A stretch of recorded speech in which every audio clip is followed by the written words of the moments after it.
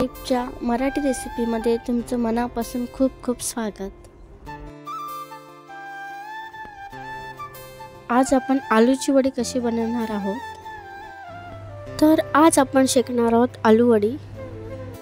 तर सर्वात आधी आपण त्याला जे पीठ असतं त्याला जे ते बनवतो तर प्रमाण कसं घ्यायचं, साधारण एक पान असेल तर एक बेसन चमचा, मोठा चमचा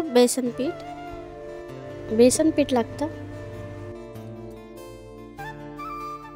10 मोठे चमचे बेसन घेतले, म्हणजे चणा डाळीचं पीठ घेतले। आलूची वडी कुरकुरीत करण्यासाठी आपण यामध्ये तांदळाचं पीठ 2 मोठे चमचे,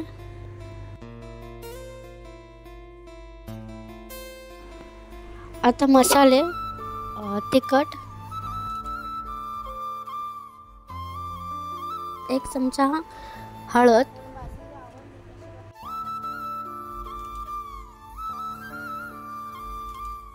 आणि मीठ।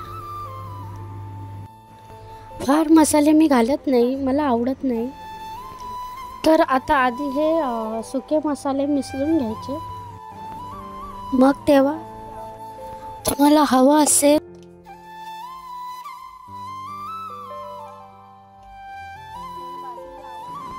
आता आधी हे सर्व सुके मसाले मिक्स करून घेऊया।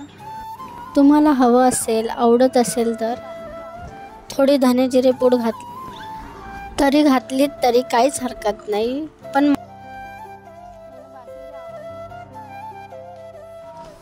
आता हे सर्व व्यवस्थित मिसळून झालं की इथे माझ्या इथे चिंच गुळाचा कोळ आहे। एक साधारण 2 ते 3 चमचे चिंचेचा गोळा घेत आणि जेवढा आपण चिंच तेवढाच गुळ घेत।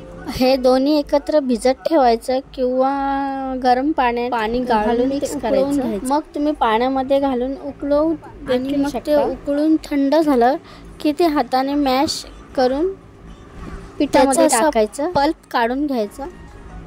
तर हे चिंच गोळाचं पाणी घालतेय मी साधारण 5 ते 6 चमचे।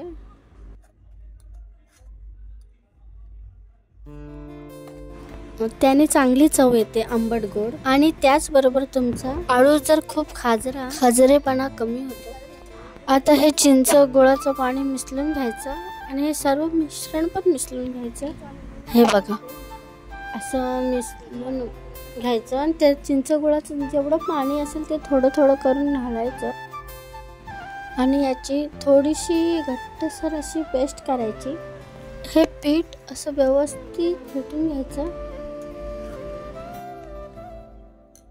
तुम्ही बघू शकता याची कन्सिस्टन्सी हा व्यवस्थित असा स्प्रेड होईल। त्यात थोडी धनेपूड टाकायची। पानावर हे लावता येईल इथपर्यंत हे पातळ करायचं नाही आणि खूप मऊ, खूप घट्ट पण नाही, खूप सैल पण। व्यवस्थित असं फेटून घ्यायचं। हे पान आहे ना, लाटण्याने लाटलं ना का ते कसे सरळ होतात। ही पानं जरा उताळ असतात, त्याची देठ काढून ती अशी सपाट करून घेतली। पानं आपण जेव्हा बाजारातून आणतो तेव्हा ती जरा लहान मोठी असतात। जेव्हा वडी करायची असते तेव्हा सुरुवात करताना सगळ्यात मोठ्या आकाराचे जे पान असेल ते घ्यायचं खाली बेसला। त्यावर 1 चमचाभर आपण पीठ घालूयात आणि हे पीठ व्यवस्थित स्प्रेड करून घ्यायचं आहे। शक्यतो बोटानेच लावायचं, स्प्रेड करायचं या पद्धतीने, म्हणजे ते व्यवस्थित सगळीकडे लागलं जातं, पसरलं जातं। तुम्हाला हाताने स्प्रेड करणं कम्फर्टेबल नसेल तर तुम्ही चमचा वापरू शकता, काहीच हरकत नाही। आता त्याच्या खालोखाल जे लहान आकाराचं पान घ्यायचं ते याच्यावर बरोबर उलट करून आणि पुन्हा याला पण आपण पीठ लावून तुम्हाला हवं तसं ठेवू शकता। 3, 4, 5 साधारण जेवढी मोठी आलूची वडी हवी आहे तेवढं। आमची मग एकच छोटीशी वळकुटी होईल। आता इथे मी 5 पानांची वडी घातली आहे आपण काय करणार आहोत, हा जो खालचा भाग आहे तो फोल्ड करून घेतलाय. या फोल्ड केलेल्या भागाला आपण पीठ लावून घेऊ. त्याला गोल राऊंड मध्ये करून घ्यायचं, जास्त टाईट नाही करायचं. जसा रोल कराल तसा प्रत्येक रोलला आपण पीठ लावत जाणार आहोत. आणि मी रोल करताना शक्यतो असा टाईट रोल नाही करत. त्याचं कारण असं आहे, जेव्हा वड्या स्ट्रीम होऊन येतात, जेव्हा आपल्याला फ्राय करायचं असतं, तळलेल्या वड्या त्याच्या लेअर सुटल्या पाहिजे. आता आपली एक वलकुटी तयार आहे.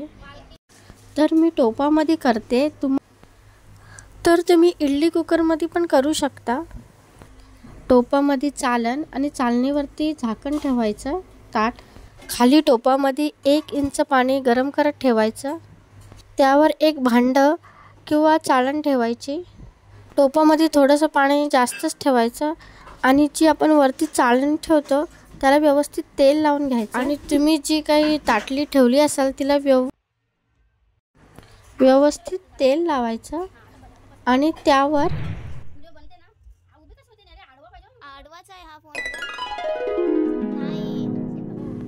त्यावर आलू वडी आपण जिथे जास्त पीठ लावलंय ना ती बाजू खाली ठेवायची. करून घेऊया. वाफवून घेतली 15 मिनिट. ही आलूची वडी मी वाफवून घेतलेली आहे. कट करूयात तुकडे. अर्ध्या इंच कुरकुरीत वडी हवे त्यामध्ये लेयर्स बघू शकता. ते आपण तेलामध्ये अँड बिकम क्रिस्पी. तुम्ही असे रोल तयार करू शकता आणि एका झिपलॉक बॅगमध्ये फ्रीजरमध्ये ठेवायचे. मी आता वड्या करून घेतल्यात. आता आपण या तेलामध्ये फ्राय करू शकता.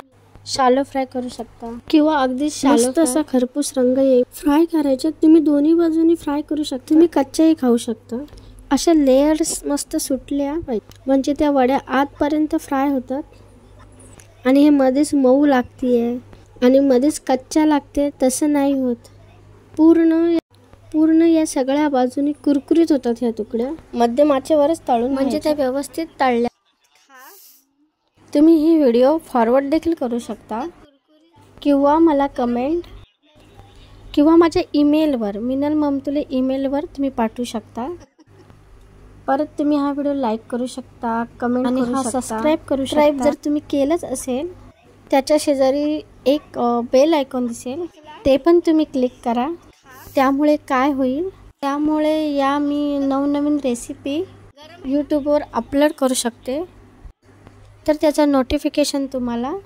तर आज वेळात वेळ काढून ही रेसिपी पाहिल्याबद्दल तुम्हा सर्वांचे खूप खूप धन्यवाद.